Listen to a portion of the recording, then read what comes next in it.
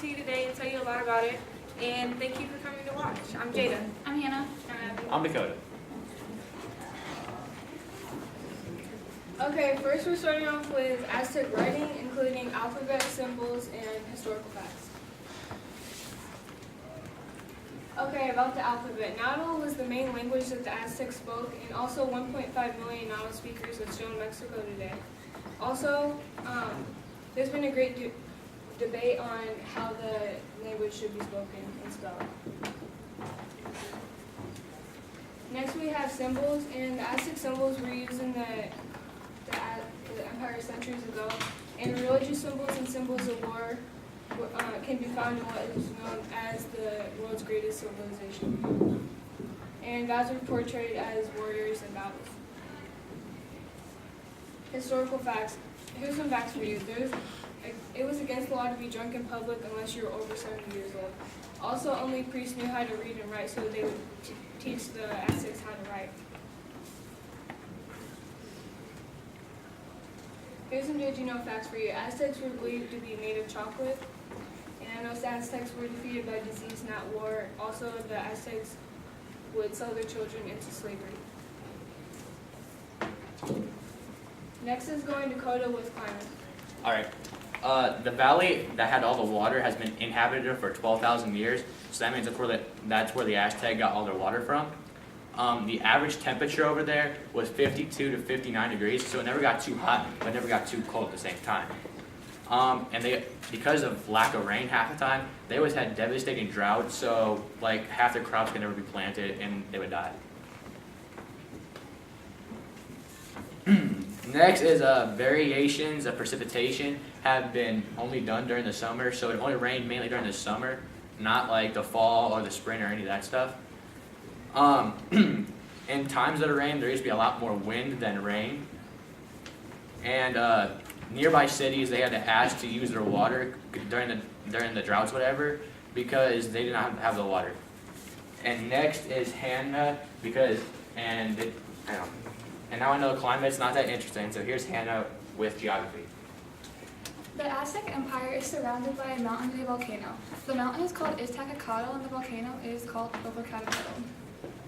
The largest and capital city was called Tenochtitlan, and today it would be known as Mexico City. The majority of the Aztec Empire was on land, but the capital city just happened to be on an island. Lakes in that area are Lake Zumpango, Lake Zoltacan, Lake Xochimilco, and Lake Texcoco.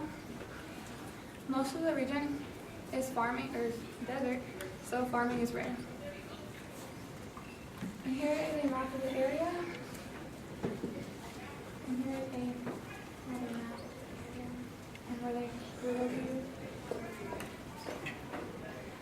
Next is Jada with the Aztecs religion. Okay, so I'm going to talk about the Aztecs' gods and goddesses, their style of the religion, their impacts, and their rise and fall.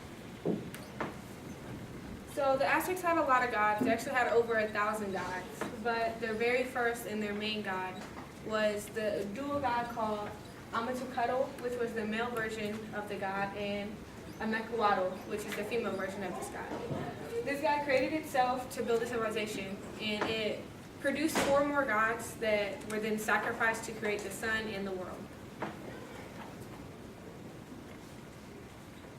Their style of religion. So the sun is the Aztecs' most important god, and every February children were sacrificed to maize gods on mountaintops, and this was held in Teocalli.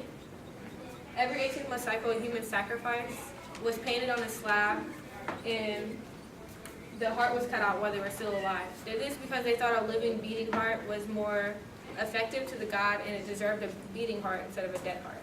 And this was cut up to the sun as an offering. Next is the impact of the religion. The Aztecs conquered empires, and they adopted their aspects. So, like, if they were to take over the Inca, then they would take their gods and worship them in their own pantheon. And their culture had an end-time belief, which created the urgency to sacrifices. And they thought that they could stop the end of the world if they had sacrifices, and the gods would be pleased with them for sacrificing. And the rise and fall of the Aztecs. In 1300, the Aztecs were still a small tribe, and they didn't actually start getting bigger until around the 1500s, whenever they had Tenochtitlan. And in 1521, Hernan Cortez captured and took down Tenochtitlan, which was basically the end of the Aztecs.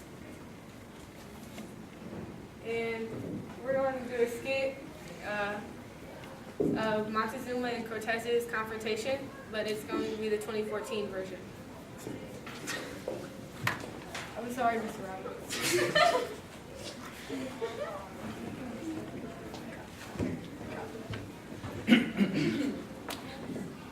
Yo, Cortez, What up? I gotta talk to you.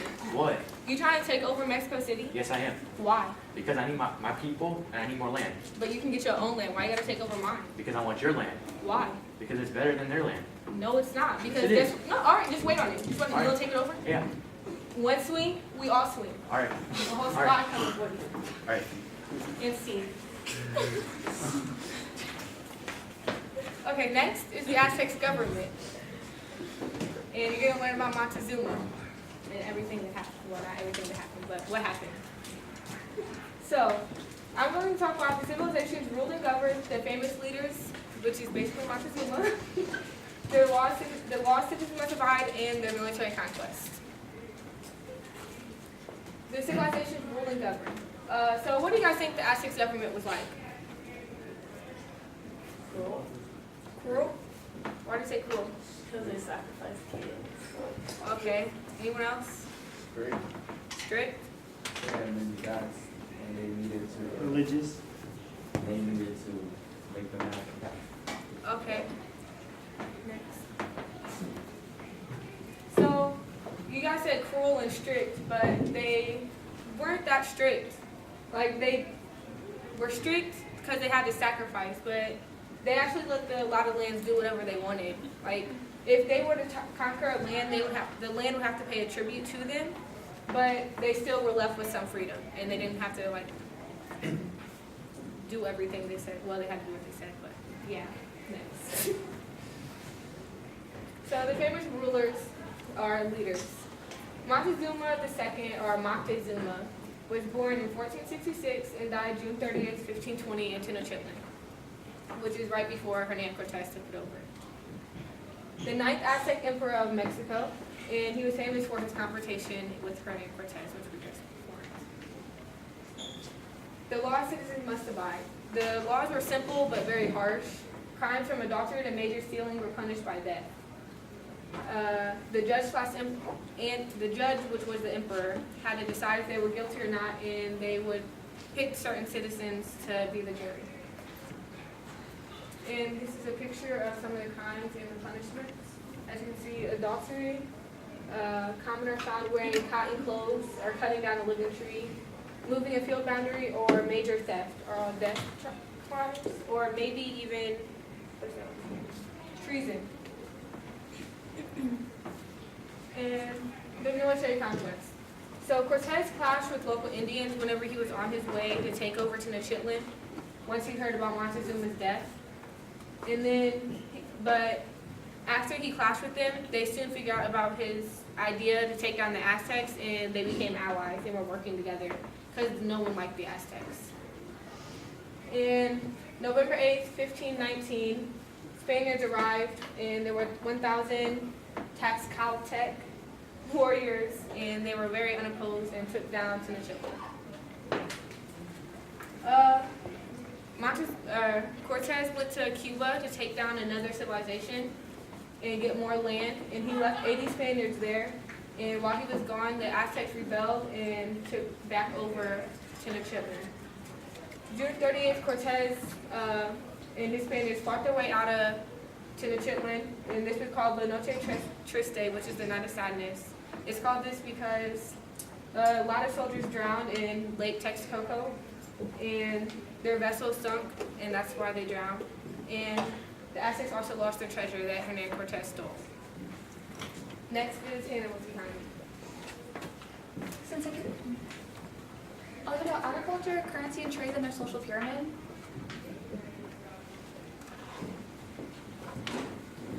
For their agriculture, they didn't have very much farming land, so they did not have many crops.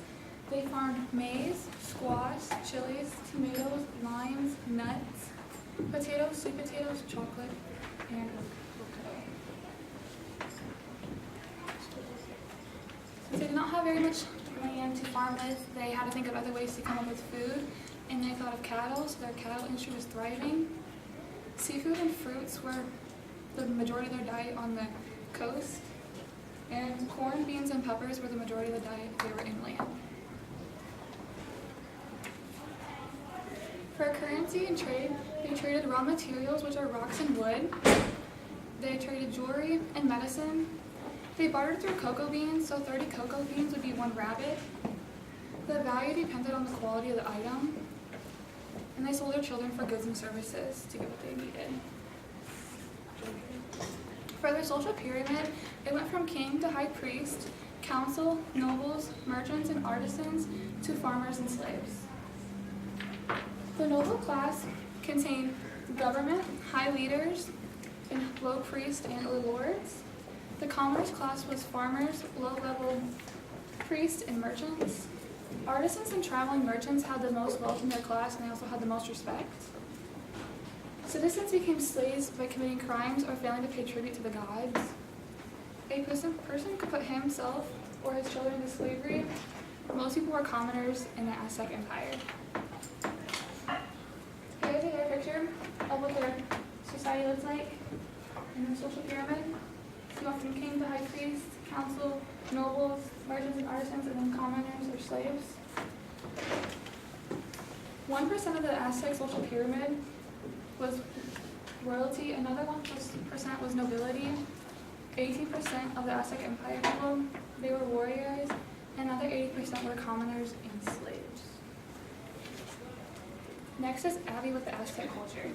Okay, Aztec culture included artistic expression, written expression, activities of recreation, clothing, and food. Okay, artistic expression.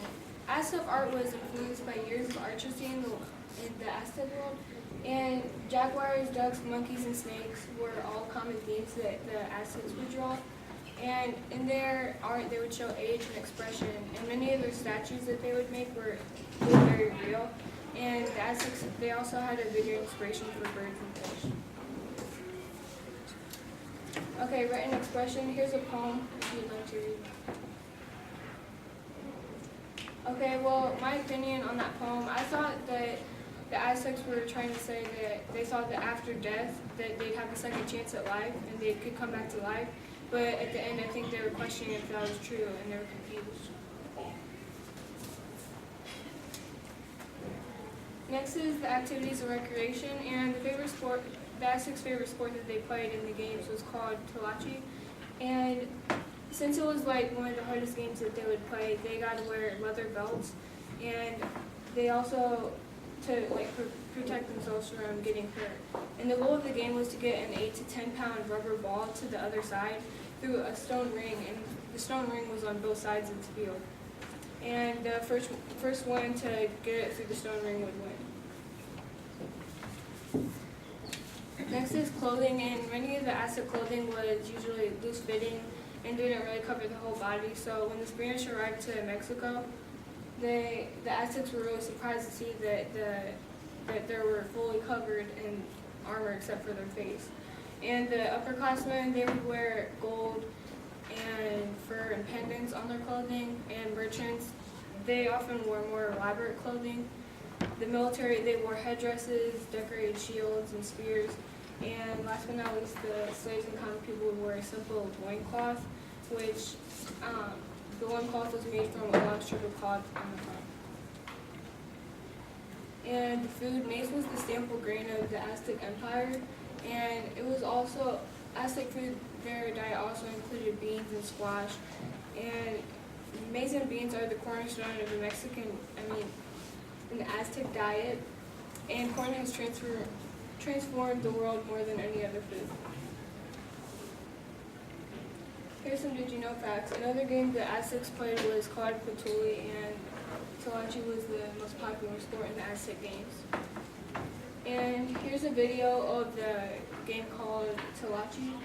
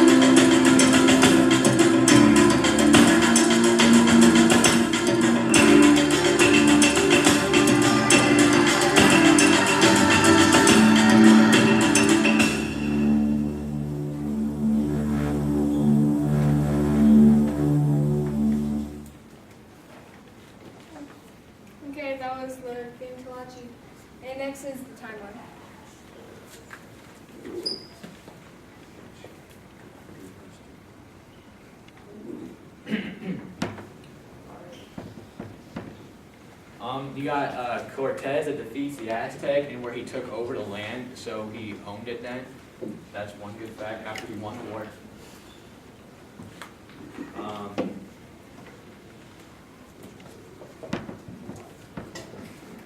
They had to begin rebuilding because after the flood of the one main flood they had in Mexico City, they had to rebuild pretty much and took what the Aztec left behind.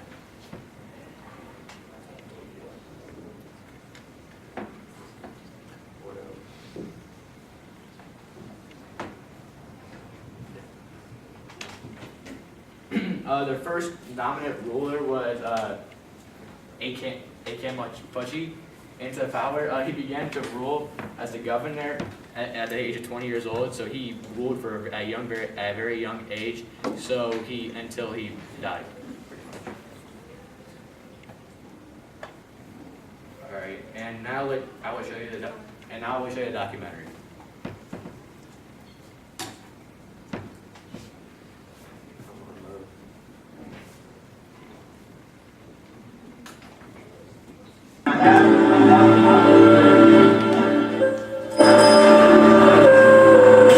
Aztec symbols were used in the empire as well. Symbols were also used in writing and keeping time of dates and even in clothing.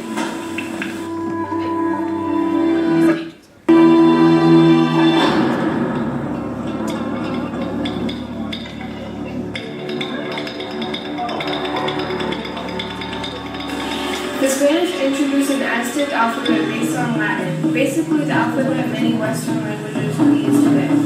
My opinion on the Aztec language is I think the language was originally made. That's a preview. Okay. That is our presentation.